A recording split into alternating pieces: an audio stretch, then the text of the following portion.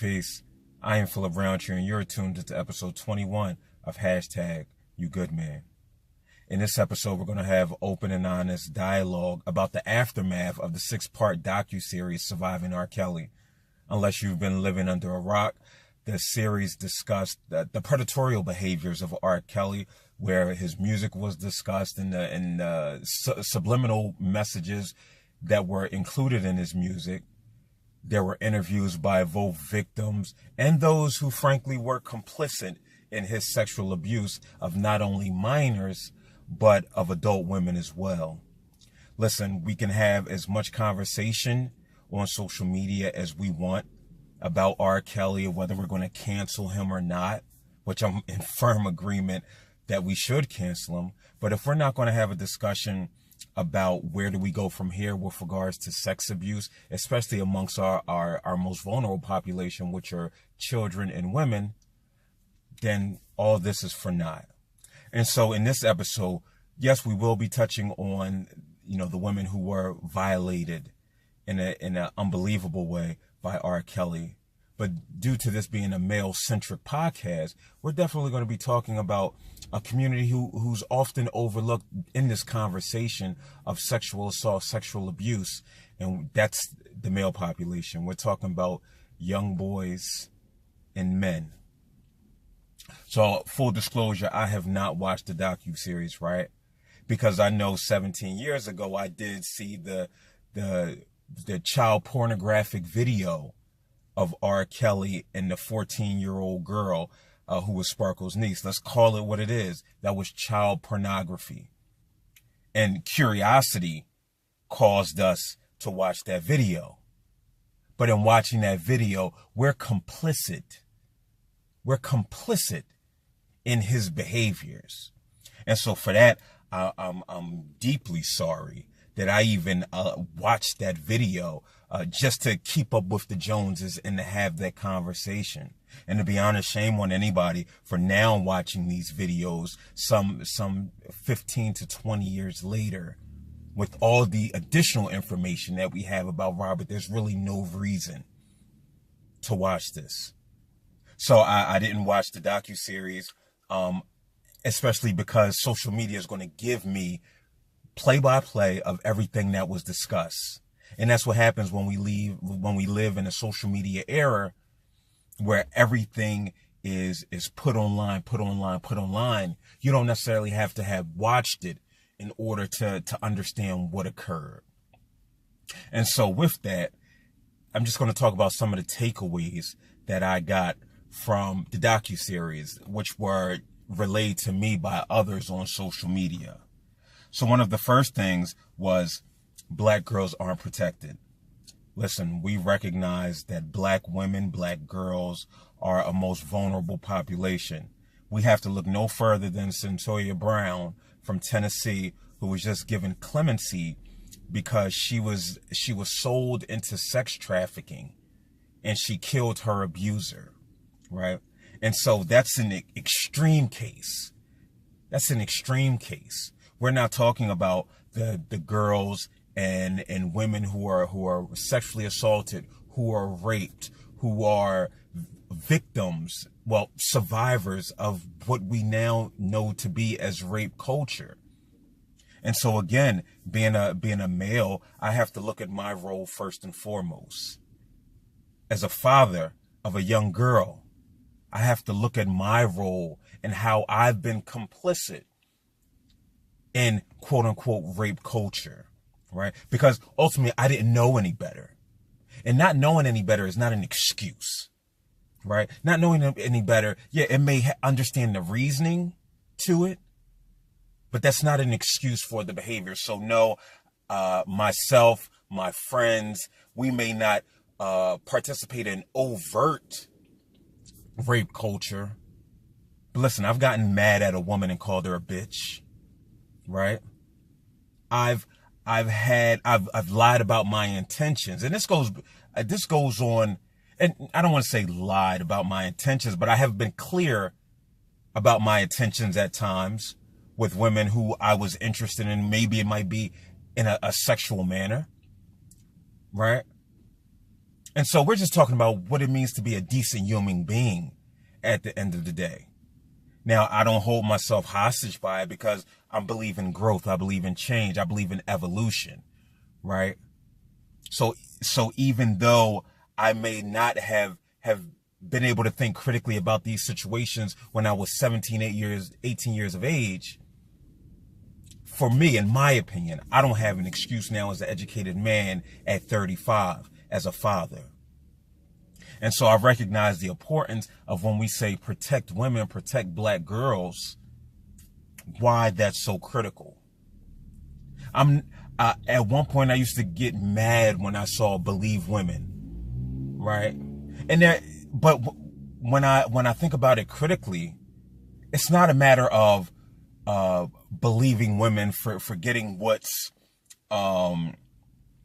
whether they're telling the truth or not. What we're talking about believe women is, listen, let's have an open investigation. Let's have a real investigation into claims that's happening that I'm bringing to the forefront.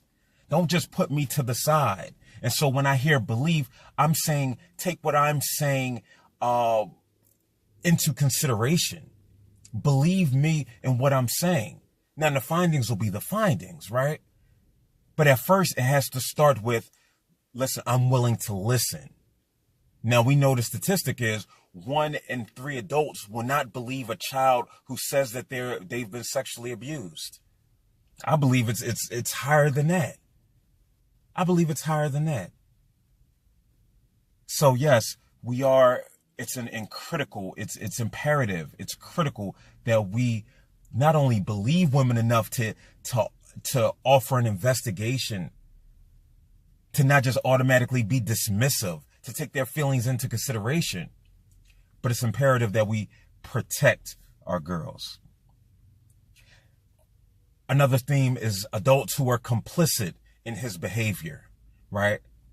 So a friend of mine was on Fox 29 here in Philadelphia, and they played the clip of his manager who said, well, we just did what R. Kelly wanted us to do. I'm like, wait, what? What? Are you serious? Even if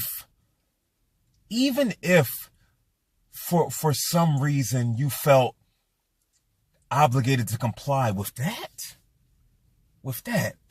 that was mind-boggling to me. That made me nauseous. That made me sick to my stomach, because we recognize a lot of adults are complicit in child endangerment, are complicit in child sexual abuse. When I used to work as a child protection service worker here in Philadelphia, they would be considered perpetrators by omission. You knew something was happening and you turned a blind eye. And in his case, he facilitated it.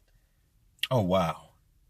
Wow. It makes my blood boil when I think about that. We talk about Sparkle, who was aware of who he was as an individual and how she still introduced her niece to her. Complicit. We talk about the parents who turned a blind eye for the next reason, which was, listen, for some of them it's to get out of poverty. Listen, I recognize, I'm fully aware of the impact of poverty and how it'll have people doing things they wouldn't necessarily do. But out of desperation, they feel so compelled. I still can't fathom allowing your child to be around a sexual predator who has a history in the mainstream media. So again, it's not that you didn't know Sparkle, his manager. It's not like you didn't know, like Aaliyah didn't exist, but you continued on. And that's what's even more damaging to just the overall fabric of society, right? So when they talk about now how they're doing investigation into possible criminal charges for R. Kelly, I wish they could hold these individuals accountable as well. Again, a full investigation needs to take place into this entire situation, which I know at least is taking place in Georgia. The nastiness of the music industry. the nastiness. We're talking about power. We're talking about control, especially with men. We know we live in a patriarchal society, which throughout history, men have been in control, and the music industry is no different. And so that's what has allowed R. Kelly to thrive and to flourish, because he has power, because he made I Believe I Can Fly, because he made one of my personal favorite songs, which now I will not be able to listen to anymore, Step in the Name of Love. Because again, I'm hell bent on him being canceled entirely.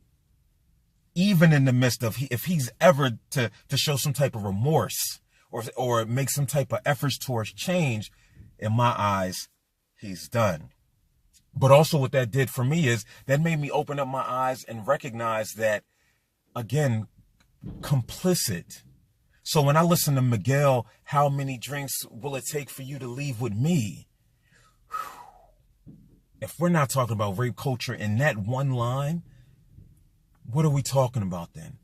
So now we have to be more aware. And hopefully as we progress, as we go forward, we no longer will tolerate songs. And so lastly, we're going to get into male victimization, which will be the theme going forward in this dialogue, in this conversation, because I don't think that got enough publicity in the social media firestorm that was created by this salacious topic, right? R. Kelly's brother admitted to being sexually abused, which is extremely difficult. And he intimated that Robert may have been sexually abused as well, which offers more insight into his behaviors. Again, it's not an excuse, but we offer more insight, because ultimately the goal is we need to know what's happening at a younger age. This doesn't just start at age 30 or 25 or 20 that I want to be a sexual predator. We know that there are signs and that there are symptoms that are occurring much earlier on. And we know that being a victim / survivor of child abuse, especially of child sexual abuse, is one of those factors. And so to start, we know that 1 in 6 boys will be sexually assaulted before the age of 18. Now, I saw a lot of dialogue about masculinity and how women, adult women who had interactions with teenage boys, how that would be viewed as a badge of honor. I completely agree. But statistically speaking, we know that the average age of a victim of child sexual abuse is the age of 9. And that 90% of the time, it's by somebody with whom they trust, with whom they love. So we're talking about a babysitter. We're talking about a parent. We're talking about a family member. And so, yes, although that's credible, that idea of how it's a badge of honor to sleep with an older woman, that's not the norm. We're also talking about the signs and symptoms, because a lot of questions come out of this. Well, how do we know? How do I know if my child has been sexually assaulted? And there are some similarities across gender, but there are also some differences. So sometimes are becoming emotionally detached. That child who once wanted to engage with others, now they'll seclude themselves. Or especially we know that there are pedophiles that exist who assault children who are babies, who are infants, who are toddlers. And we'll also see that we'll see some maladaptive social behaviors. We'll see physical aggression, which you'll experience a lot with boys, where they want to lash out, where they want to fight everybody. We'll also see it with girls. We're talking about overt sexual aggression, where the child may be playing with dolls or may be doing sexually explicit things, where they have no problem exposing themselves, especially at an age where you're supposed to be very hyper aware and hypersensitive about how you come across. We're talking about being inappropriate with adults, wanting to sit on adults' laps, willing to engage with each and every adult. It's completely quote unquote normal for a child to not want to interact with adults.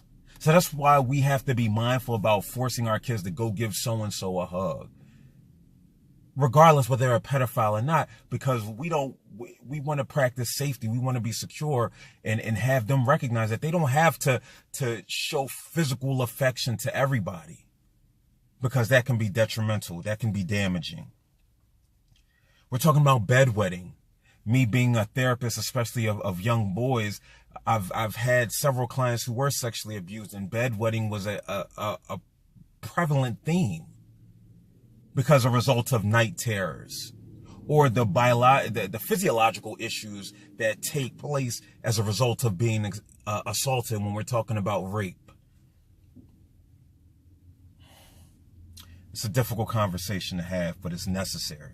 We're talking about wearing baggier clothes. You'll see a lot of young girls who may be developed, they may not be developed, but they don't want to be viewed as a sexual object. So they'll throw on a 4XL t-shirt, a 2XL t-shirt when they're 50 pounds, right? Because they don't want to be viewed as a sexual object because they've been assaulted.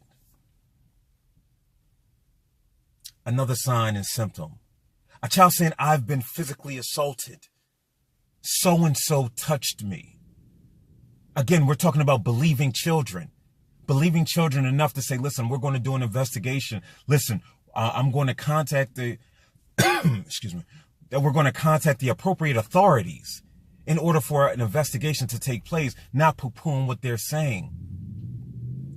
I watched a web series last night, and the name escapes me, but one of the themes was the adult male had been sexually abused by his uncle, and he and his mother had a conversation about it, and she refused to acknowledge his pain even as an adult and what happened.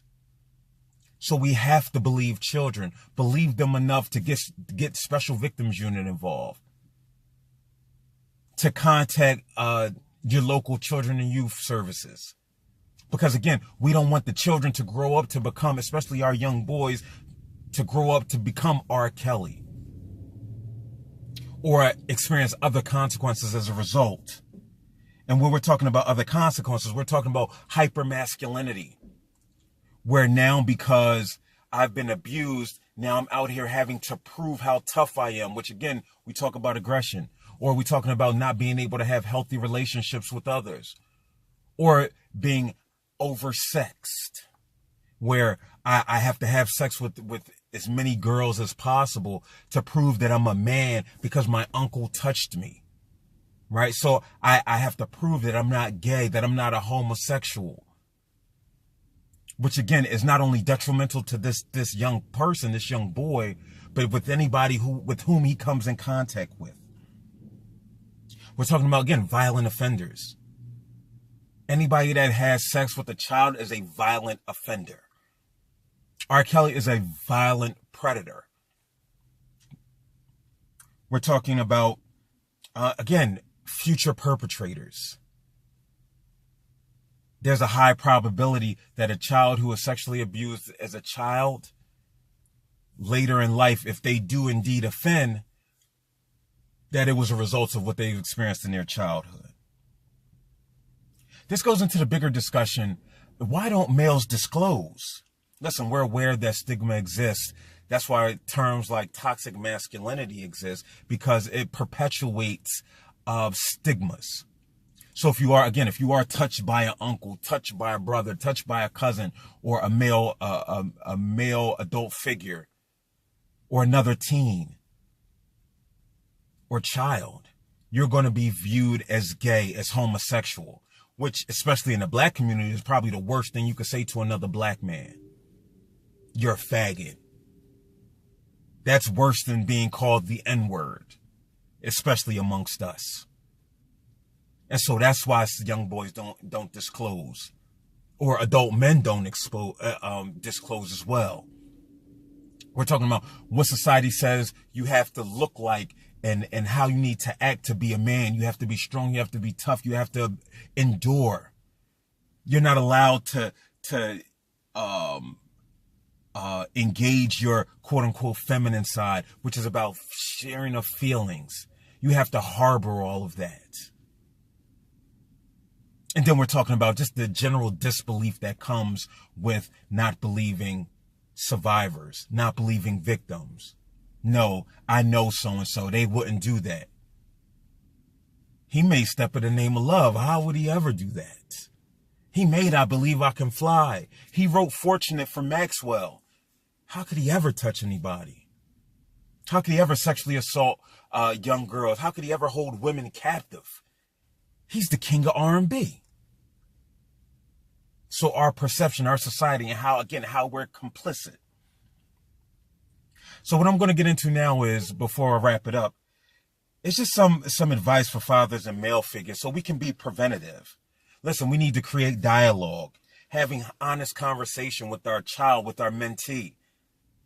I have a 10-year-old daughter. I haven't had the discussion about sexuality, about her body, which also needs to come from me, not just her mother. I can't have her call her vagina a cooter or her breast a tata. Because when it comes down to it, when something happens, God forbid, I need her to say so-and-so attempted to touch my vagina and I stopped them. I need her to be aware of her body because that empowers her. That gives her strength. I need to have her recognize the importance of good touch versus bad touch, which is critical. Yes, you can shake hands. You can give daps, but you don't have to shake hands. You don't have to give daps. You don't have to hug a man who wants to hug you. You don't have to hug another woman, another young girl, if that's not what you want to do. Let alone somebody touching your inner thigh. So that's something we have to be mindful of. Have that dialogue so they can be comfortable. One thing I was hell-bent on is my daughter being comfortable in discussing with me any and everything. I made sure I never told her because I said so. Because the moment I say because I said so, that hinders her ability to be expressive. That's one coin in the jar of, well, I can't have a conversation with dad about this. And so, no, yes, does it become tedious? Yes. Does it become frustrating answering every question in depth? For sure. But I know the alternative because I see what's happened to children who haven't been allowed to have a voice. They turn into adults who don't have a voice, and things are allowed to happen to them because they don't know how to speak up. Fathers, men, avoid perpetuating toxic masculinity. Avoid it. That's talking about when you hear How Many Drinks, no matter how much I love that song, I recognize that is inappropriate. That means the bystander approach. When your homies are having conversations about women, about girls, about boys, calling them bitches and niggas and things like that, not just allowing it to happen. Having conversation about women and boys and men in degrading ways. We're complicit when we just let it happen. Again, it's easier said than done. I'm a prime example. It's not easy. I go into a barbershop where they say the N-word all the time, and it's difficult for me to step up and say something. It's difficult because what's the consequences? What's the ramifications? But it's so necessary. It's necessary. We can't just continue to allow things to happen. Somebody has to exhibit the strength. Somebody has to be the change that they want to see. How can we be allies? Listen, investigate all claims. When I say believe women, it's not saying, oh, just automatically say you're guilty and you're innocent. No. But what it's saying is, listen, this was made as an allegation. Let's investigate this. Let's see what's happening. Let's give it to the proper authorities. Let's ask questions. Listen, did you touch so-and-so? That's the steps that we need to take when we're talking about believing women, believing children, believing men. Because again, men are also victims. Men are also victims. I know in this Me Too era, it's vogue now to overtly and covertly ignore issues that affect men because it's easy to throw out we live in a patriarchy. It's a result of your genitalia, historically. But listen, things happen to us too.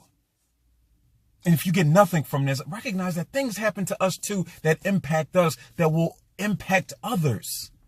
And yes, we have to be responsible for our own behaviors and be held accountable.